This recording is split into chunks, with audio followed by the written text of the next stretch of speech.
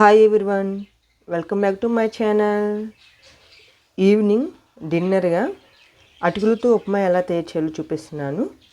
Simple మెథడ్లో టేస్టీగా ఎలా తయారు చేసుకోవాలో చూపిస్తున్నాను. పొడిగా అటుకులైనా కానీ పొడిగా ఎలా ఈ ఉప్మా తయారు చేసుకోవాలో చూపిస్తున్నాను. ఒకసారి వీడియోలోకి వెళ్దాం. అటుకులు ఉప్మాకి కావాల్సిన ఇంగ్రీడియంట్ ఇక్కడ 3 కప్స్ అటుకులు తీసుకున్నాను.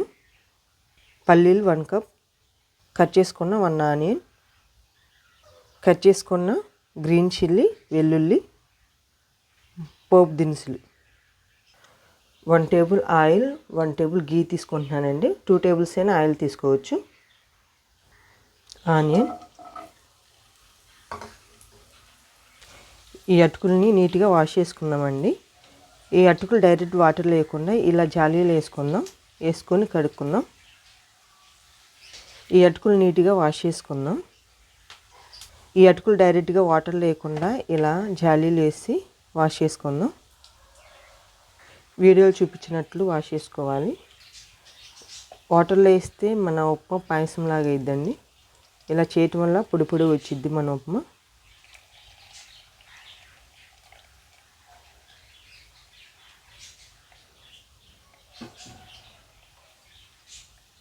ఇట్లా సరిపోద్దండి.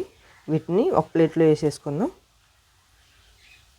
మొత్తం అటుకులు ఒకేసారి క్లీన్ చేసుకోలేకపోయినా కొంచెంగా తీసుకుని ఇలా క్లీన్ చేసుకునండి. చూడండి వాటర్లో ఎంత వేస్ట్ ఉందో.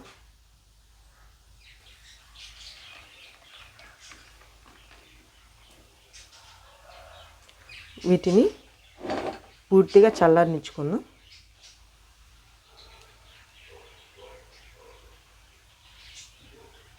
గ్రీన్ చిల్లీ, వెల్లుల్లి, పోపు దినుసులు, పల్లీలు,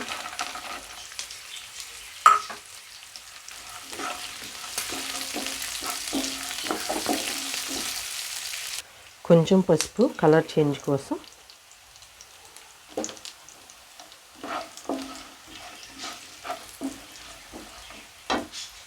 సాల్ట్, రెడ్ చిల్లీ ఫ్లేక్స్ వీడియోలు చూపించినంతే తీసుకున్నాండి.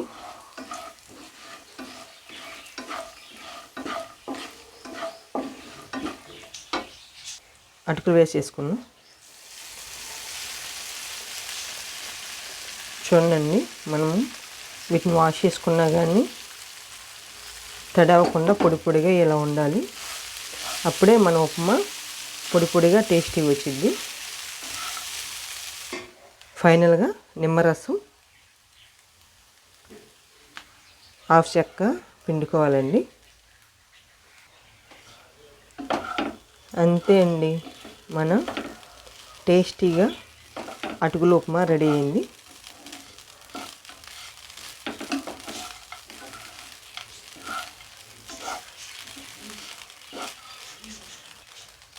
స్టవ్ ఆఫ్ వేసుకుందాం. సర్వింగ్ బౌల్లో తీసుకుందాం.